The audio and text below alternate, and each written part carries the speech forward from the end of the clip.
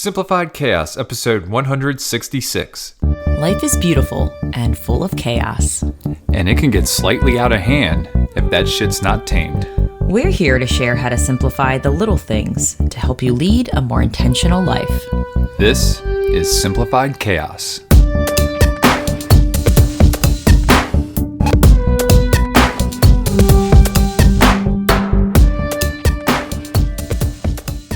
Hello, wonderful friends. Welcome to another episode of Simplified Chaos. This is Jillian, and I'm joined by my co-host and ruggedly handsome husband. That's me. Nicholas. What's going on, folks? We hope you all are having an amazing week.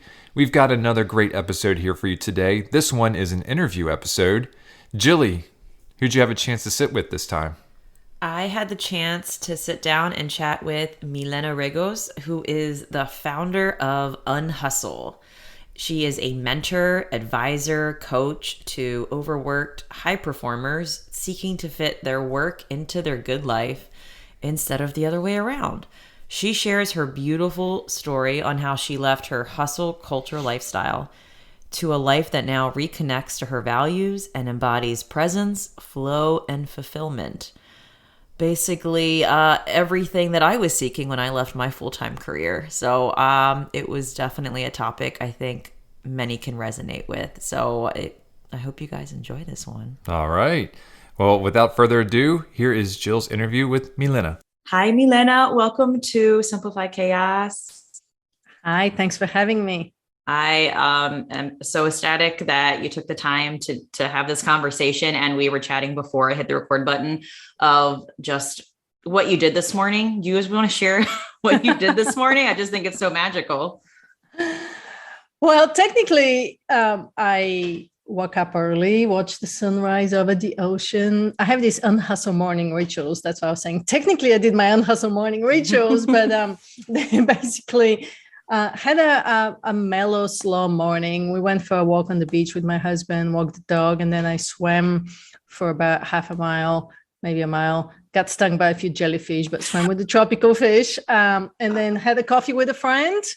And then I came home and I sat down to get to my serious work. But it's been really nice to be able to have a slow morning with time for yourself, where you get some movement, you get some exercise, you do some gratitude, you connect with nature and when your body, and then when you feel alive and awake and energized, you can sit down and do your most meaningful work, and just from a place of joy and abundance and ease, and it just flows, everything flows so much easier.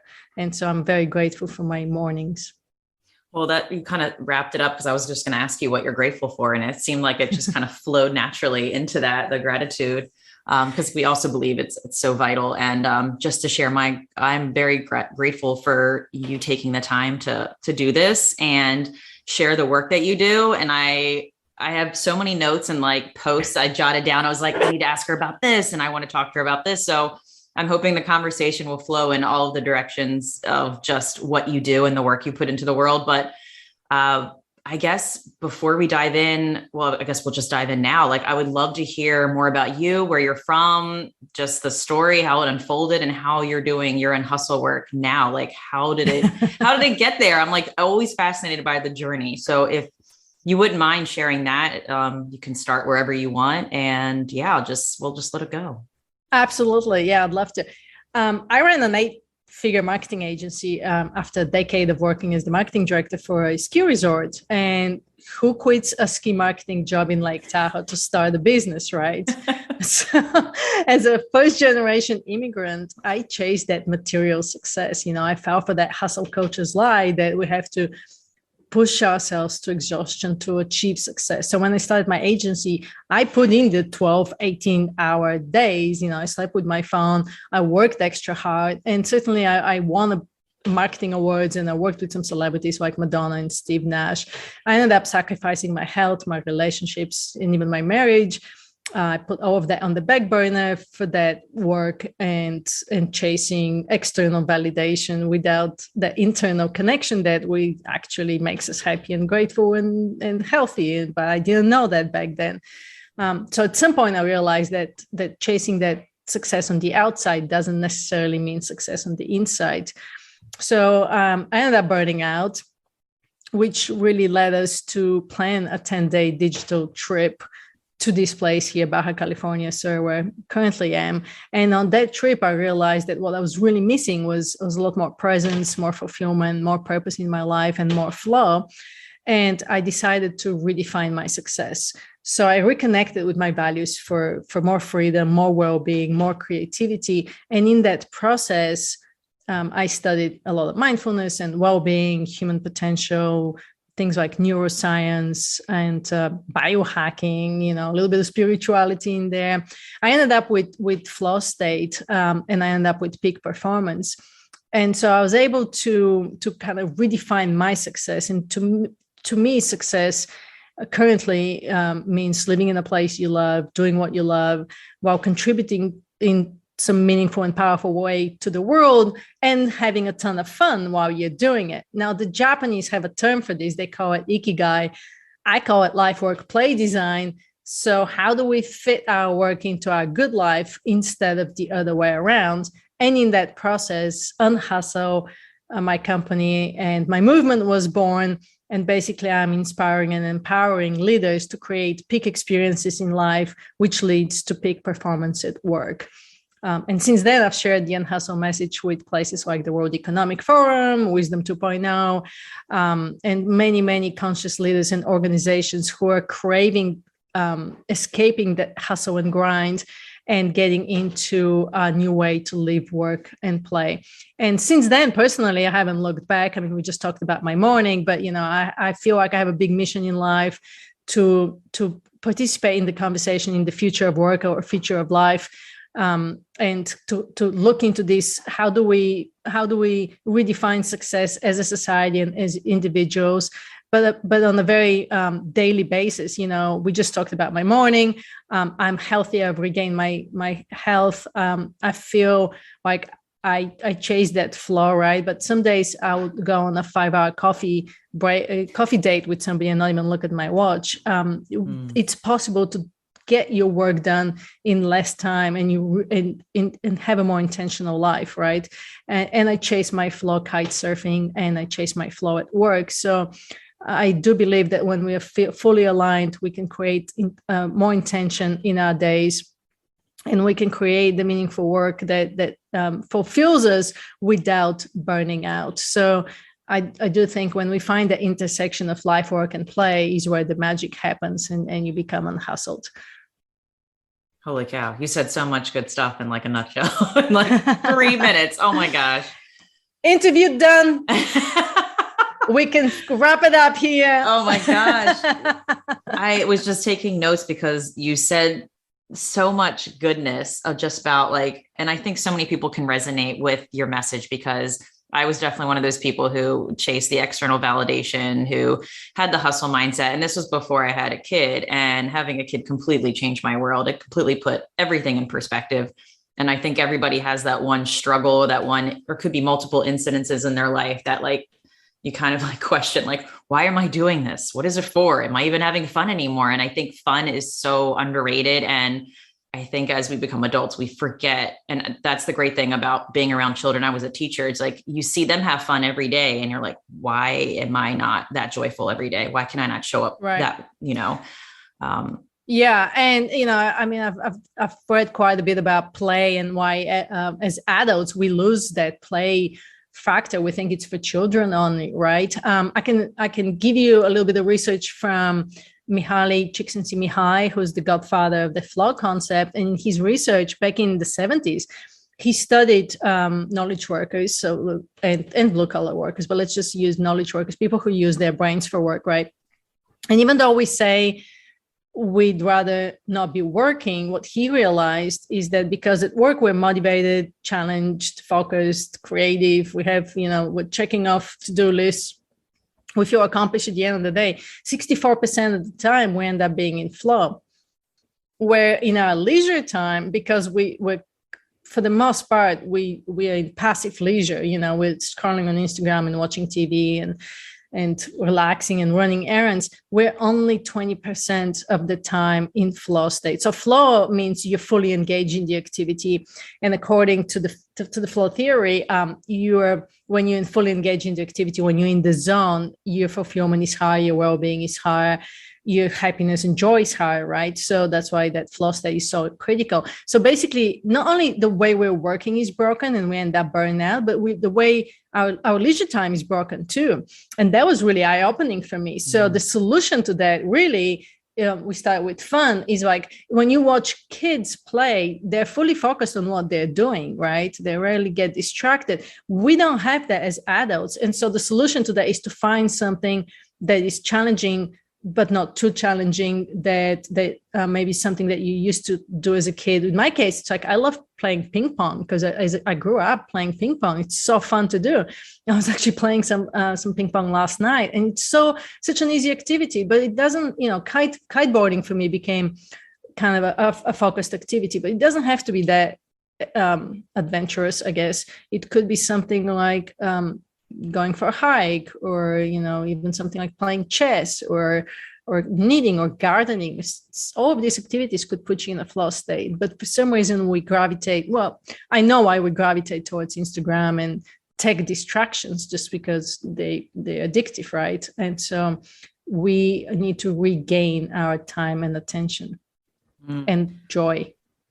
Oh, and it's funny you just said kiteboarding, because we just went to St. Petersburg and I've never seen a kiteboarder set up before. So we're watching this guy on the beach. We're just like chilling and observing. I was with Lucille. I think Nick was out golfing, and I'm like, what is this guy blowing up? I didn't realize there was like a pump involved, and I'm just watching the process of him preparing. And I'm like, the fact that like we can just be here and have this time just to observe something new. And I'm with my daughter. I was just like, I want to learn how to kiteboard now. Like that sense of fun and invigoration, and just like watching someone else do it. It's addicting too, when you see someone else have joy and passion and purpose in something, or just smiling, it really, you gravitate towards that as well. Yeah. But the interesting thing too is that when you find that flow outside of work, it also migrates into work too. And so you're chasing that same feeling in work as well. And now there's a study by McKinsey that shows that when you work in a state of flow, you're 500% more productive, which technically means you can go to work on Monday and take Tuesday through Friday off and still get more done than if you're constantly dealing with distractions. You have 30 tabs on your computer open, which all of us do, because everything's like coming, information coming from everywhere. So if you learn how to get into that flow state while you're working, you can get a lot of work done in less time. Now, the flow cycle, that also means that you need time to rest and recover. That's just how the brain works, because you're going through different brain waves, right? So that's the part that's really difficult for high performance, and that's how we end up hustling, is because we don't allow ourselves time to rest and relax and rejuvenate, and then we end up working longer hours, but technically we're just spinning our wheels. We're not really creating a lot. And there's a lot of reasons why we don't go for our most important work, and we reach out for the least important work in our days. So we end up in emails and meetings and little projects that give us that short dopamine hit in the brain, but doesn't necessarily have a big impact on our business. And so we end up working longer hours and falling for the hustle instead of working in optimal performance and optimal state.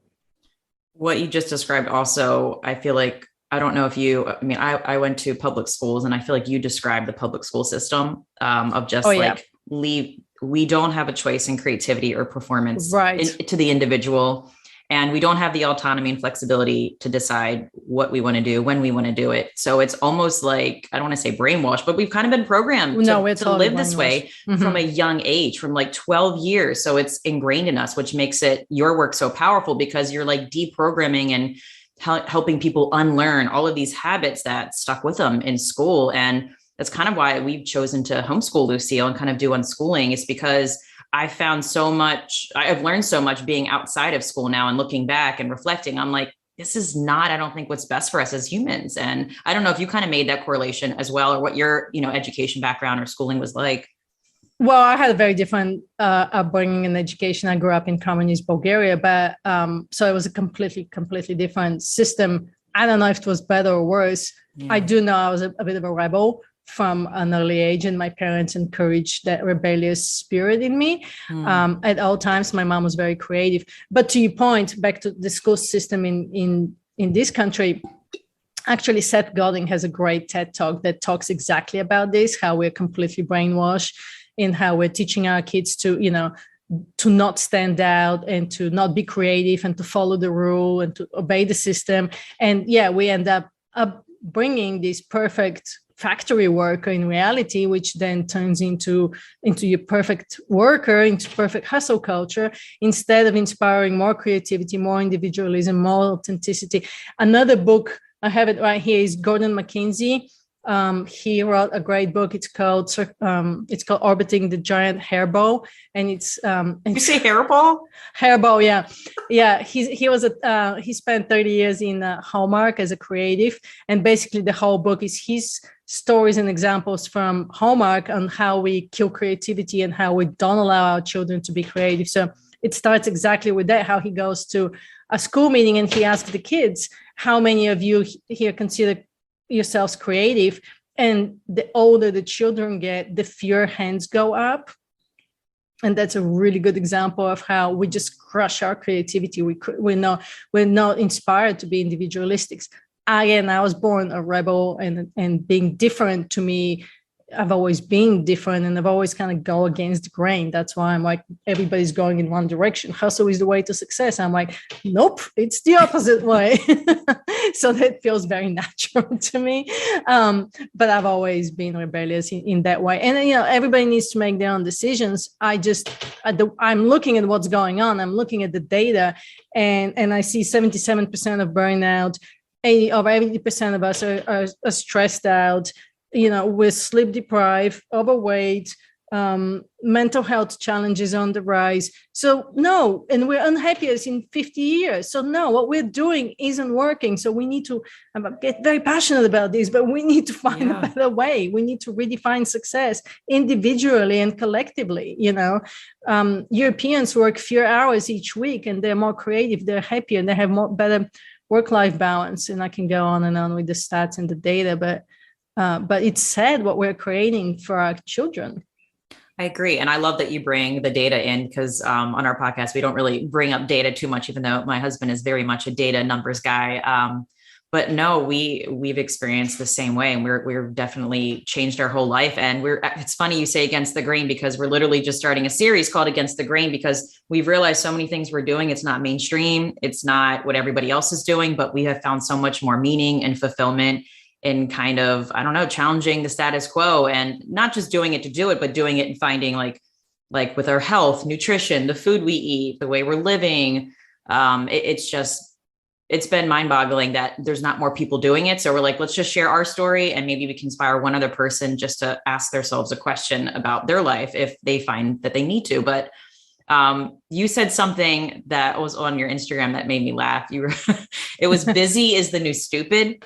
Yeah. And I have found that there's a difference between busy and full. And I find myself trying not to use the word busy so much, because I find that like I have this negative connotation towards the word busy, but the word full to me is like, oh, my day is full. But to me, it's like, there's a lot of meaningful and purposeful stuff. There might be a lot going on, but it feels full to me. And I don't know if you have a different, like if you find there's certain words that you try not to use now that you're like, I don't know, changing your lifestyle and in more of a flow state. There's certain, I guess, ways or just ways, expressions, at least for me, that I was brought up. Like, I'm going to run to the bathroom. It's like these little things of like fast pacedness. And why do I have to be quick about something? Or like, I don't know if that makes any sense to you.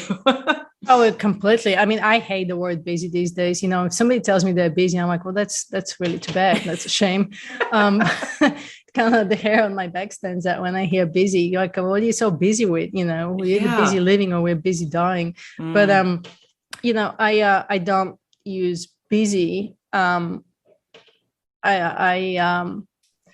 don't know if full is the right word for me. I like to say I'm making progress on what I want to work for, towards. And as long as I'm making progress on kind of my goals, I feel happy at the end of the day. Now, sometimes the days get away from me and I want to do 3 things and I end up with doing just one. And I think at that stage, we get really critical of ourselves and I coulda, woulda, shoulda done this and we get stressed out. And so I'm working on changing that narrative in my head from a negative to a positive. And instead of saying all the things that I didn't get to do, saying, oh, but look at all the things that I got done.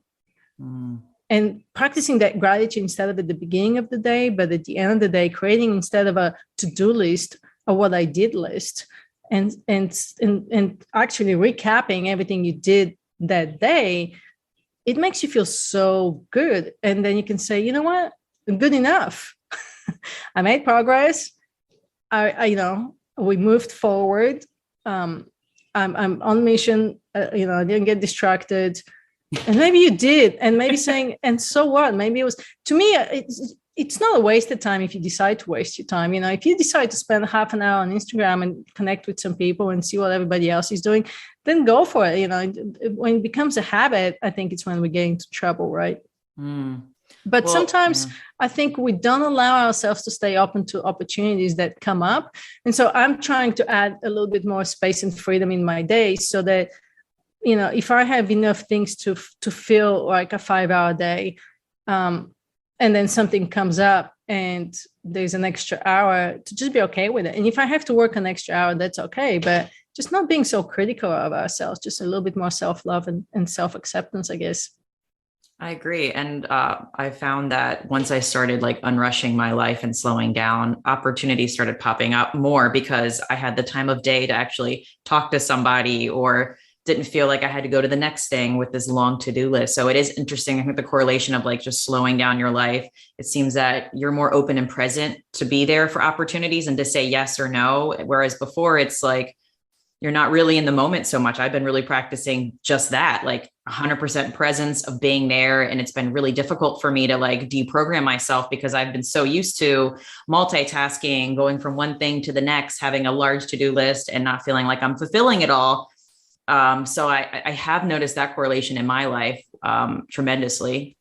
Yeah, here's my to-do list for the day. And it's too many things. I normally go with 3. But you're number 1 on the list and it's, 1:00 my time. So I'm doing good. Yeah.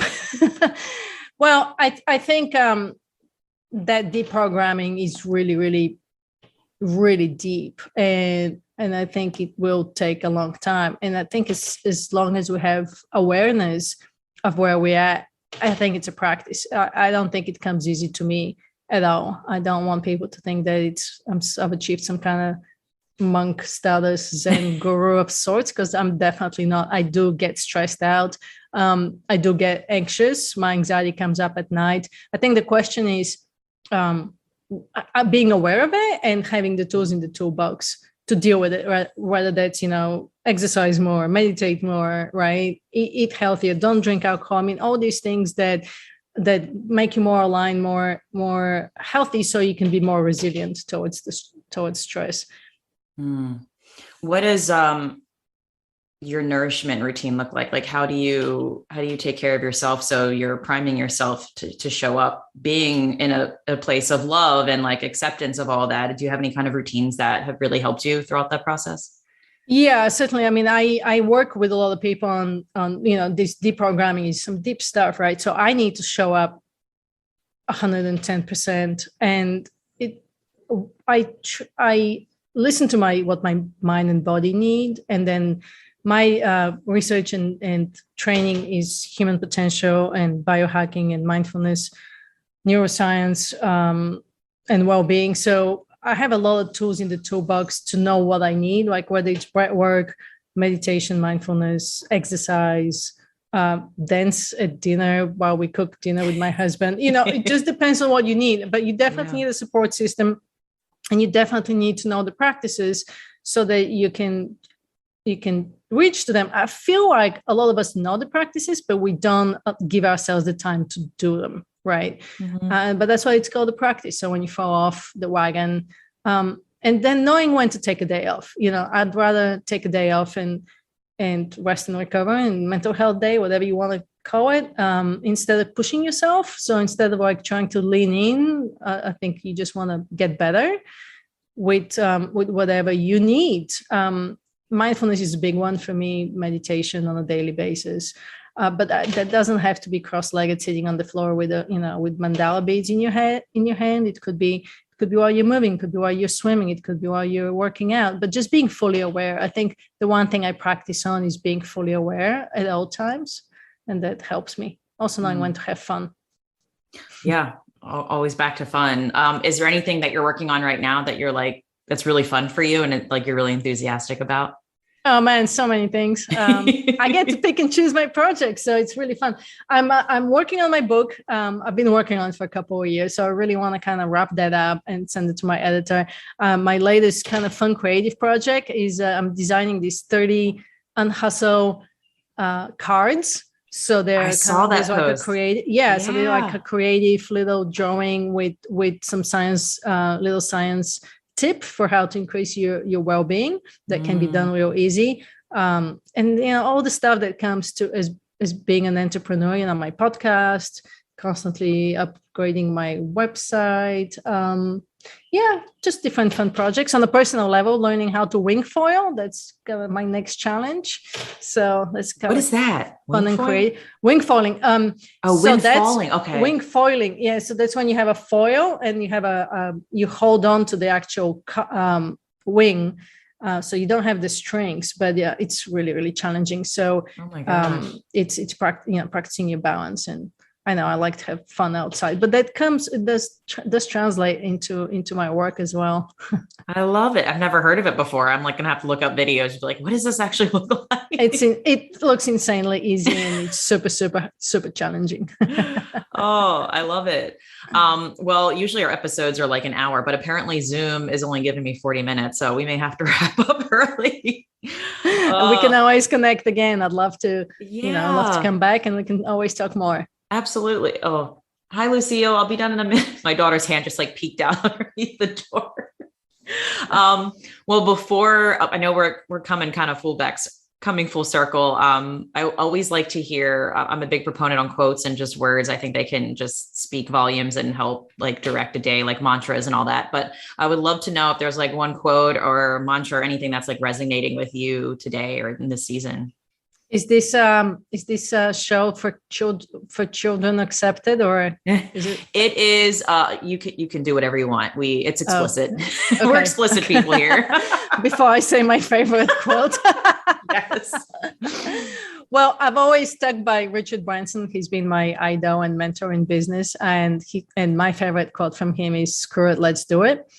And it resonates with me because, because we're not rebellious enough, going back to going against the grain and kind of showing up authentically and being brave and bold and different means, screw it, let's do it. Sometimes you got to jump both feet in and see what happens. And I feel that so many of us deal with that fear of, whether it's fear of missing out or whether it's just fear of what if I fail. And so that's the one thing when I talk to a lot of people that reach out to me, it's that fear. And so my favorite quote is, screw it, let's do it. And the question you should ask yourself really is instead of what's the worst that could happen, is ask yourself what's the best that can happen, right? And see what comes out. That's such a great mindset shift for sure. I feel like you could get a big sign and put it in your house. It would be brilliant. And I know there's probably action in that as well, but I don't know if you had anything different that if you could, I don't want to say give advice, but just give, in your experience, a tiny action that you think would help people just live more intentional, more authentic to themselves. What is something that people could do and take action after listening to this? Yeah, I mean, there was a research by the American Psychological Association that showed that instead of pursuing happiness or purpose, it's best to pursue unique and interesting experiences in life, and that actually would lead to a good life. And we just talked on this show quite a bit about unique and interesting experiences. Now, the question would be, how can somebody do something unique and different without, moving to another country or trying a scary sport like wing foiling? So find something that is different, right? Whether that's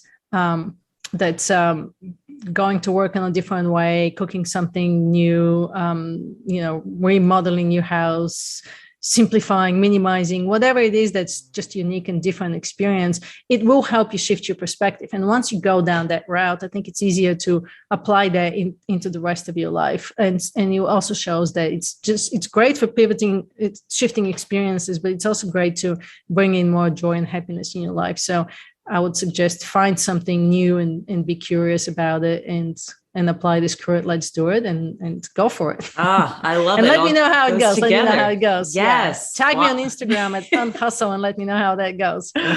I love it. I'm a big proponent when I was a teacher of like, oh, my daughter's here. Hi. You want to say hi? No. Oh, she's shy. I know. But I was the person that was like, I could see the uniqueness and like, I don't know, the really cool components of like being weird. So I would tell my kids when I was a teacher, I'm like, get your weird on and like own it and, love it and just treat it as a gift, because I think so much of us hide that to conform or to try to belong or to feel love. And I think it's the opposite happens. Like so much good and beauty comes out when you just like own your weirdness, your uniqueness. Exactly. And that's why so many entrepreneurs are stuck in hustle mode, because we try to do what everybody else does. And if you follow your different and follow your weirdness, like you're saying, you can build whatever you want without having to work so hard. So yeah, you nailed it. I love it. Well, thank you so much for this amazing. I know it was kind of shorter than my usual ones, but I feel like you wrapped up everything in a bow quite nicely. Thank you. If people want to connect with you and find out more, where can they look? Yeah, it's real simple. Just unhustle.com. I'd love for people to connect with me there. They can download a free ebook with 7 Unhustle superpowers at unhustle.com/ebook. Yay. All right, folks. Well, that's going to do it for today's episode. If you like this episode, please do us a favor and help us spread the message. You can do this by writing a review on Apple Podcasts or by simply sharing this episode with a friend. And remember, sharing sparks a conversation, conversation leads to action, and action is how we're able to live a happy and intentional as hell lifestyle. We want to thank you all for listening today, and we will see you again next week. See y'all later.